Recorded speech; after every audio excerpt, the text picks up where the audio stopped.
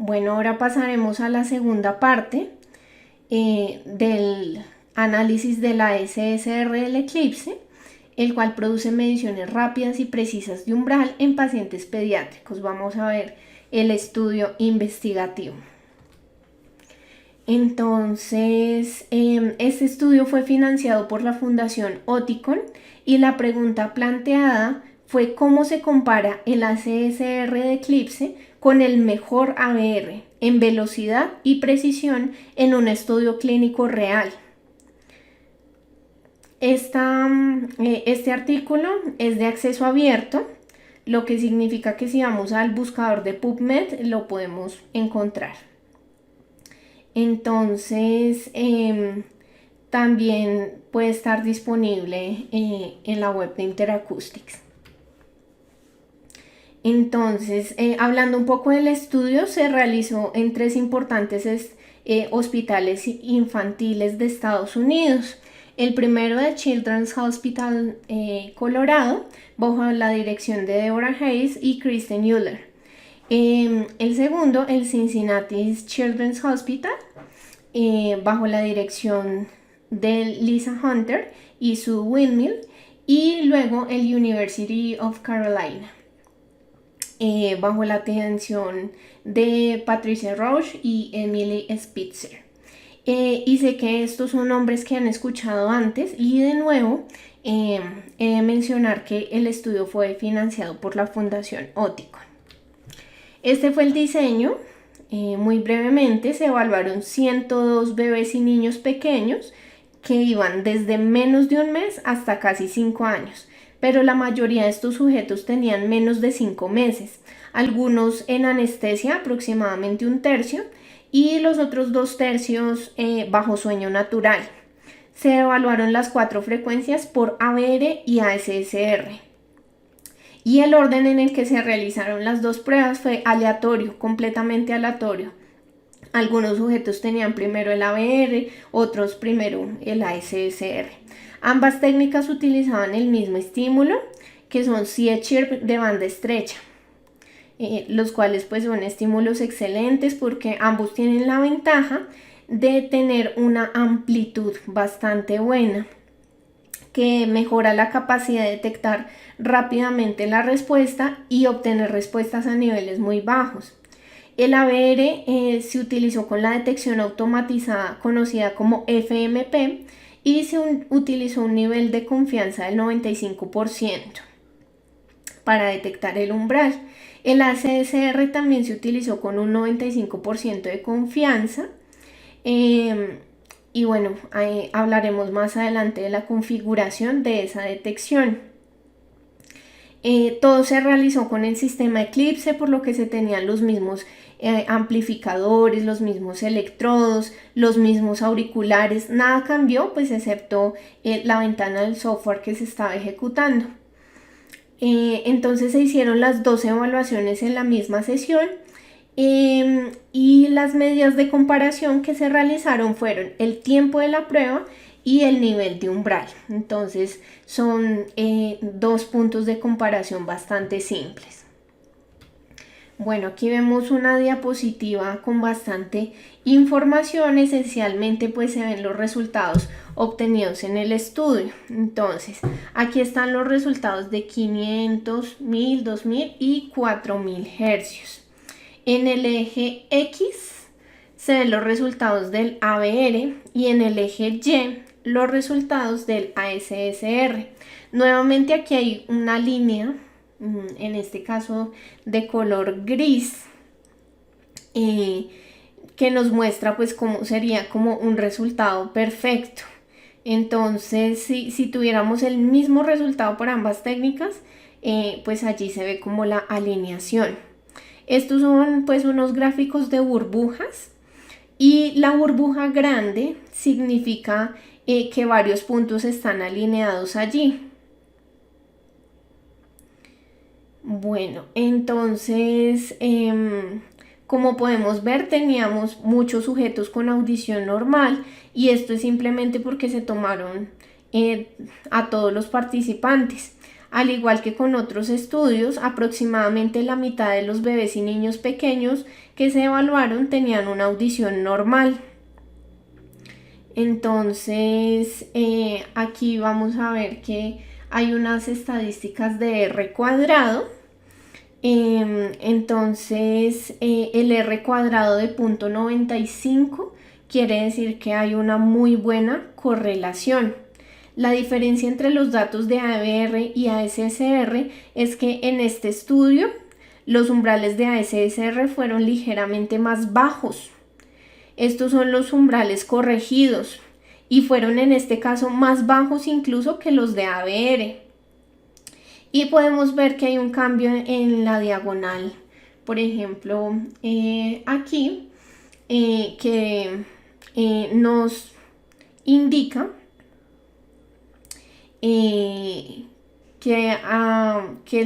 cuánto es la diferencia en decibeles entre una prueba y otra. Entonces aquí en la parte de abajo vamos a verlo por frecuencias.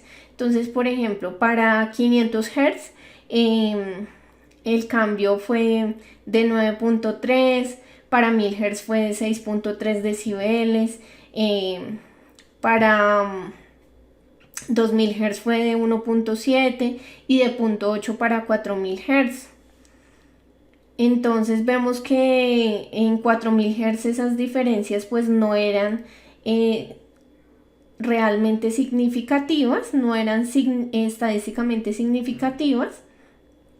Entonces vemos que los datos están muy claramente correlacionados y las diferencias se pueden manejar con ligeros factores de corrección, pero lo principal que estamos diciendo aquí es que la ASSR funcionó igual de bien que la ABR, incluso en algunos casos de un umbral ligeramente más bajo.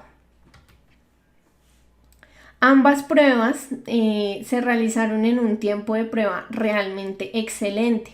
El tiempo promedio para las 8 frecuencias de ABR fue de 32 minutos, pero para la ASSR fue de 19.63.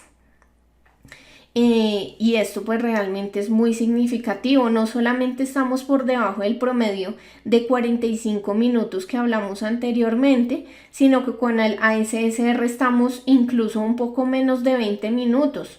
Por lo tanto, el tiempo de prueba pues es bastante favorable con respecto a lo que se ve en otros estudios.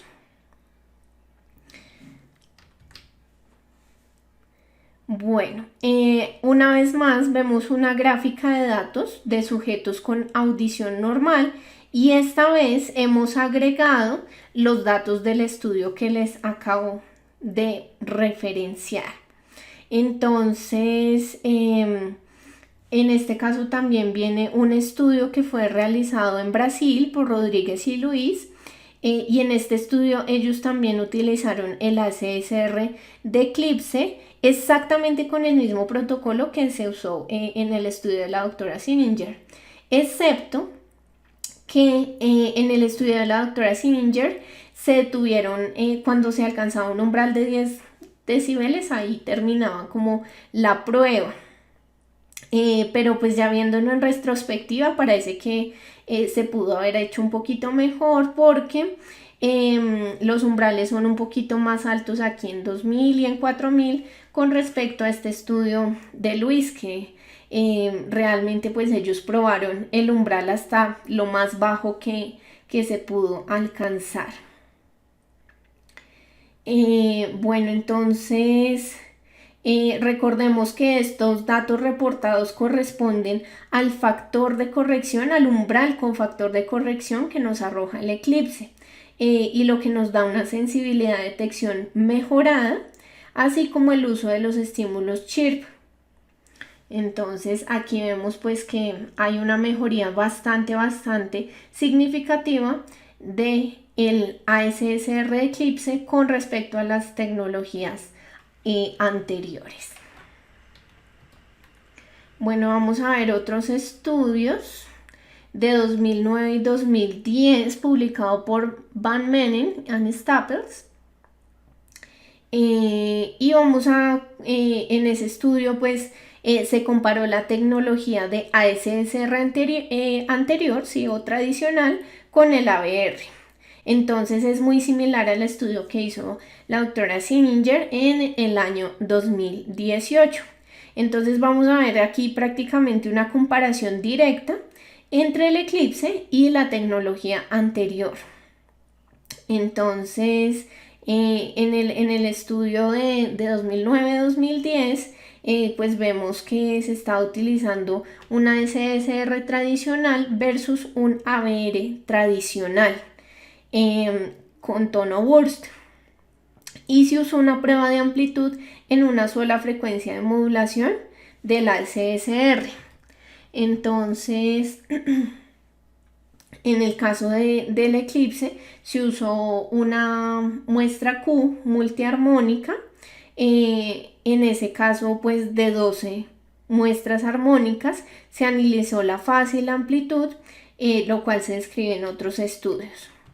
Los estímulos que se usaron fue 500, 1000, 2000 y 4000 hercios. Bueno, para el caso del estudio de la doctora Sininger, se hablará más como de un estímulo C-chirp de banda estrecha con múltiples coseno, con una modulación agrupada alrededor de los 90 hercios.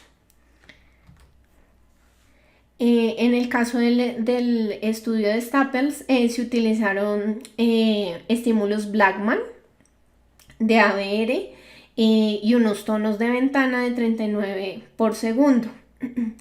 En el caso del estudio de la doctora Sininger, se utilizaron ABR por encima de los 39 segundos. En ambos estudios se evaluaron bebés y niños pequeños con audición normal y pérdida auditiva. Se realizaron las pruebas en las mismas horas del día, en la misma sesión, por lo que son estudios muy similares, pero las diferencias pues van a estar en los resultados. Bueno, así que Van Manen solo informó una estimación de tiempo para la audición normal y eso fue aproximadamente de 23 minutos, más o menos. Para el subgrupo de audición normal con ASSR, en el estudio de la doctora Sininger, el tiempo promedio fue más o menos de 16 minutos, por lo que se puede decir que fue más rápido. Es difícil comparar pues el tiempo para los sujetos con pérdida auditiva, ya que no hubo pues un reporte de estos datos. También es importante decirlo que los datos de ASSR toman un poco más de tiempo en los sujetos con pérdida auditiva que en aquellos con audición normal. Incluso si la pérdida auditiva es moderada, e incluso puede tomar un poco más de tiempo para aquellos quienes tienen pérdidas auditivas severas, pero aún así son buenos intervalos de tiempo. Aquí están de nuevo los datos del estudio de la doctora Sininger con respecto a los de Van Manen. Bueno, entonces aquí vemos los umbrales de ABR con respecto a los umbrales de ASSR. Entonces vamos a ver esto en una comparación de la frecuencia de 4000 Hz. Recordemos que en el estudio de la doctora Sininger, los datos de 4000 Hz de ABR y ASSR estaban demasiado cerca, prácticamente no diferían mucho. Y la diferencia en promedio es inferior a 1 decibel. Entonces, incluso en el estudio, pues como lo vimos antes, los umbrales de ASSR eran más bajos que los de ABR, aproximadamente por 6 decibeles. Entonces, vamos a ver realmente que en estos dos estudios, pues los umbrales de ABR y de ASSR pues tienen una alta correlación. Ahora vamos a ver la misma comparación pero con 500 hercios. Y vamos a ver que allí es donde hubo la mayor diferencia en el estudio de la doctora Sinninger entre los umbrales de una prueba y otra. En donde pues hay diferencias hasta de 9 decibeles. Pero en el caso del estudio de Van Manen, los resultados son pues de menos de 10 decibeles, por lo que de nuevo pues vemos que todo está muy cerca de la línea media. Entonces aquí vemos pues que la gran mayoría de los sujetos están aquí dentro del rango de la audición normal. Bueno,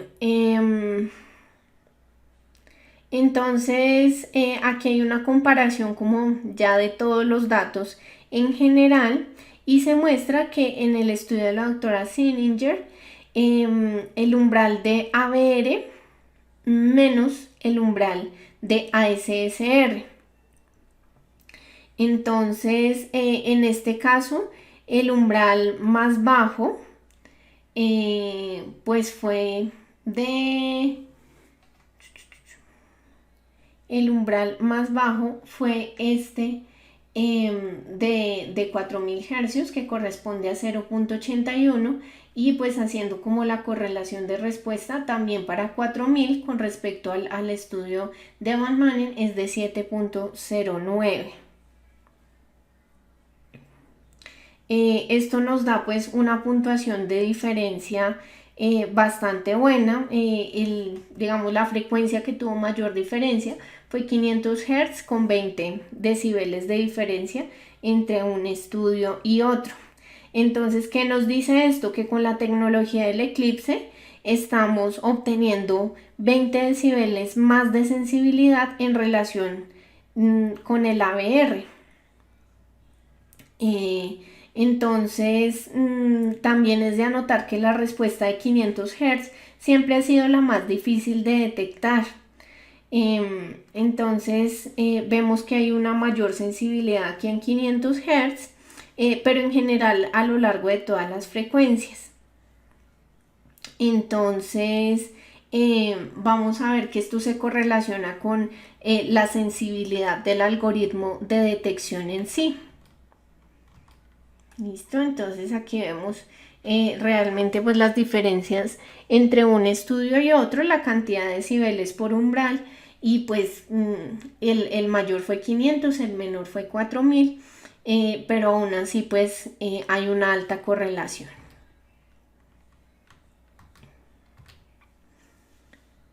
Bueno, entonces aquí vemos otro gráfico.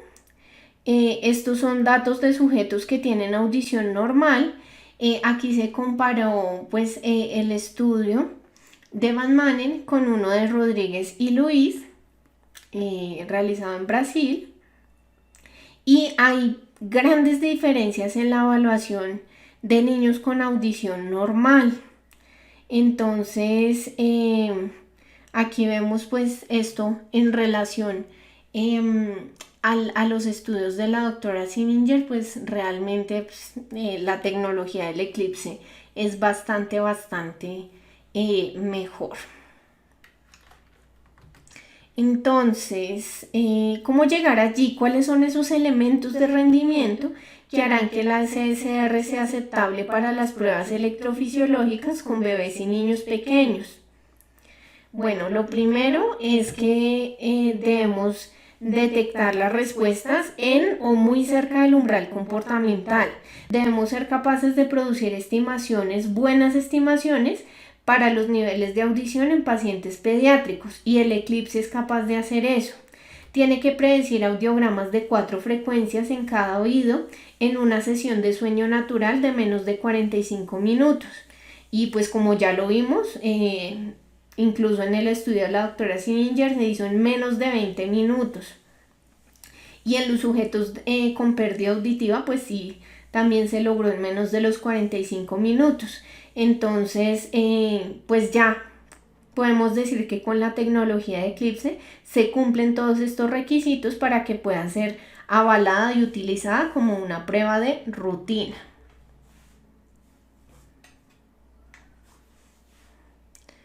Bueno, vamos a pasar a la tercera parte de el ASSR de Eclipse, el cual produce mediciones rápidas y precisas de umbral en pacientes pediátricos. Vamos a ver los beneficios del ASSR. Entonces, ¿cómo sucedió? Quiero repasar un poco de lo que hicieron, cómo se diseñó, para ayudar a comprender cómo funciona esto, cómo lo hicieron funcionar. Lo primero que vamos a hablar es de la detección mejorada del ASSR.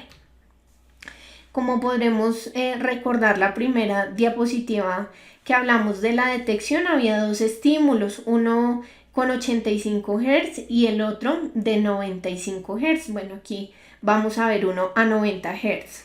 Por lo que en la detección va a ver la amplitud de esos componentes en relación al ruido de fondo. Pero de hecho hay muchos armónicos de esos componentes que también se producen y se pueden aprovechar para la evaluación. Por lo que el nuevo enfoque fue probar no solo 90, sino también 180, 270, 360 Hz. Y como se puede ver, se obtiene un rendimiento decreciente. Pero a la larga los ingenieros han encontrado que hasta 12 armónicos de la fundamental contribuirán a la detección. Y aquí lo vemos pues muy claramente desde una perspectiva visual. El otro cambio importante es mirar no solo la amplitud, sino la fase al mismo tiempo, para que toda esa información pues nos pueda contribuir en la detección de la respuesta. Entonces esto se está haciendo en 12 armónicos y en la fase de la frecuencia. ¿Listo? Entonces eso se hace en las 8 frecuencias para poder detectar las respuestas mucho más rápido. Ahora, ¿qué pasa con los estímulos? Una enorme cantidad de trabajo que se dedicó a la reingeniería de los estímulos, añadiendo los aspectos del C-Chirp y construyendo los estímulos de dominio de frecuencia. Entonces prácticamente se comenzó de nuevo para intentar construir un estímulo óptimo para el ASSR. Entonces, de nuevo les recomiendo, vale la pena leer este artículo de la JAAA y es una pues de las cosas que hay que resaltar de este estudio, y es que se revisó muy a fondo la parte de los estímulos. Bueno, de nuevo regresando a la tecnología del Eclipse, es una tecnología que se estudió muy cuidadosamente y la evidencia al respecto se ha publicado en lugares donde el audiólogo lo puede consultar y puede leer estos datos. Entonces, ¿cómo se generaron los nuevos estímulos? Se comenzó con una serie de cosenos.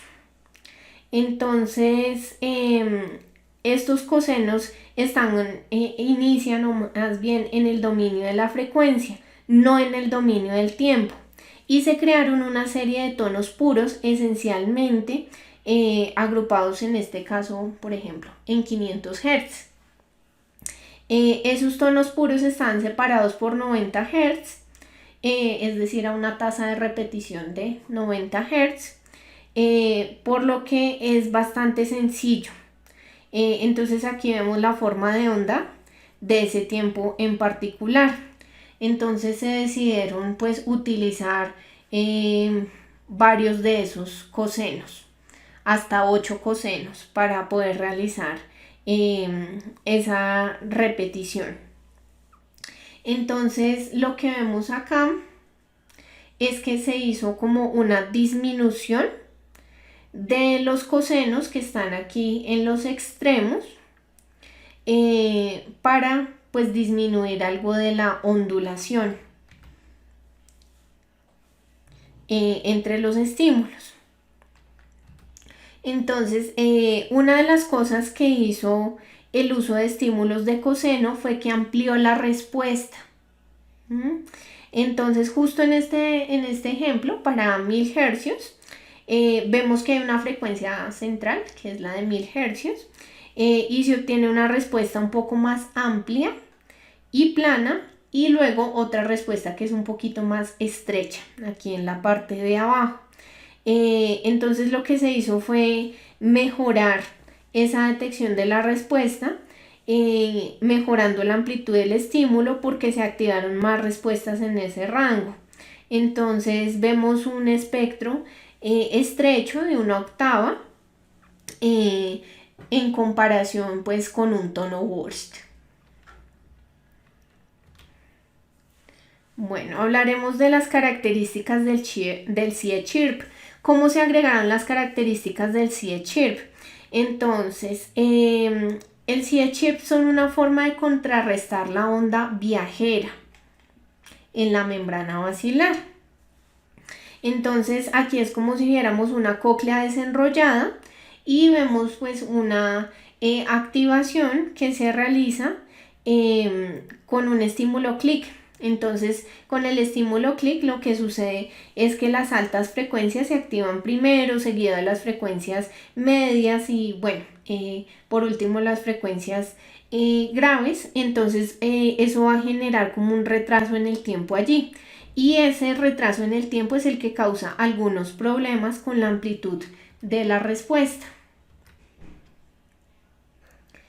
Bueno, entonces vamos a ver ahora un CIE-CHIRP de banda ancha. En este caso, el retraso del tiempo se contrarresta iniciando desde la frecuencia más baja antes de realizar las frecuencias medias y altas. Dado que esto lleva más tiempo para alcanzar la activación. De esta manera, todas las neuronas deberían activarse aproximadamente al mismo tiempo. Ahora, la forma en la que se construye es muy compleja y se basa en una gran cantidad de datos sobre la cóclea humana, por lo que tiene que coincidir con el tiempo de retraso dentro de la cóclea. Y la razón para hacer esto es, bueno, vamos a verlo desde la perspectiva del ABR. Entonces, bueno, lo que hacemos es extraer los componentes específicos de frecuencia utilizando un pasalto en un ABR con clic. Entonces aquí está el ABR con clic y un pasalto y podemos ver que el ABR se generó a 11.3, 5.7, 2.8, 1.4 y 0.7 kHz. Y así como lo vemos en el tone burst, hay un cambio de la latencia de la onda 5 a medida que vamos pasando a las frecuencias más bajas. Hay un desplazamiento de la onda 5. Entonces, esto hace que al avanzar hacia las frecuencias más bajas, se tarda más tiempo en llegar el estímulo allí para que esas regiones se activen y pues vamos a tomar estas formas de onda y las vamos a cambiar en el tiempo, de forma que la onda 5 se alinee, que es lo que sucede aquí en el otro gráfico. Cuando se agrega todo esto, entonces vamos a ver que se obtiene una mayor amplitud y esto es porque no se están haciendo cancelaciones de fase. Entonces podemos ver cómo esta negatividad aquí, cuando se suman todas las promediaciones, todas las respuestas, va a cancelar algo de esa amplitud de la alineación y es el mismo concepto que vamos a tener en el CIE-CHIRP. Entonces, en el ASSR no vamos a ver ondas, a diferencia del ABR. Lo que vamos a ver, pues, son ya las respuestas auditivas, pero si pudiéramos ver ondas sería algo así. Bueno, entonces, aquí vemos un CIE-CHIRP, por ejemplo, de 30 decibeles. Y vemos pues la diferencia, por ejemplo, de 30 a 50 decibeles en donde pues no hay un desplazamiento de la onda como sí sucede con el estímulo clic. Entonces, ¿esto qué quiere decir? Que incorporar un estímulo chirp a la SSR nos permitirá ver una respuesta más grande, lo que lo hace más fácil de detectar e incluso más rápido.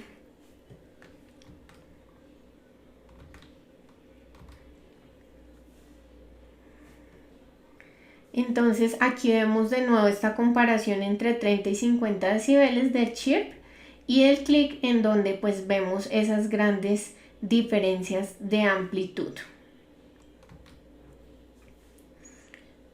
Bueno, entonces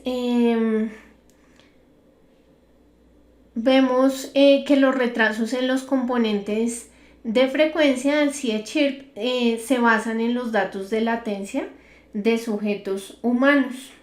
Entonces, estos resultados pues vienen de estudios de Dunn, en donde nos muestra que otros chips se basan en estimaciones ligeramente diferentes del retraso coclear y no tendrán los mismos resultados.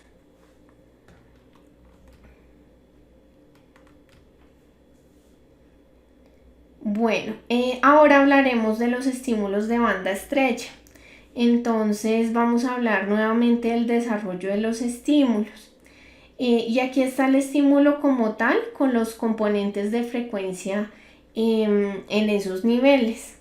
Ahora lo que queremos hacer es construirlo con un retraso del tiempo, pero lo que queremos es que ocurran pues la estimulación primero en las frecuencias más graves y luego en los más agudos. Entonces ese retraso del tiempo pues debe suceder para cualquiera de las frecuencias. Entonces, si estimamos cuánto tiempo se demora en generarse la respuesta en 500 Hz, entonces podemos imaginar cuánto retraso debe incorporarse, y la forma en la que esto se hizo fue alternando las fases de los componentes, simplemente haciendo un cambio de fase en la parte en la que se retrasaría el tiempo de los estímulos. Aquí no lo veremos porque estamos pues viendo una sola frecuencia. Pero pues hay una línea del espectro que nos va a indicar eso con los cambios de fase. Entonces vamos a ver que aquí pues se ve como esa aplicación de las latencias con respecto a los estímulos de ASSR.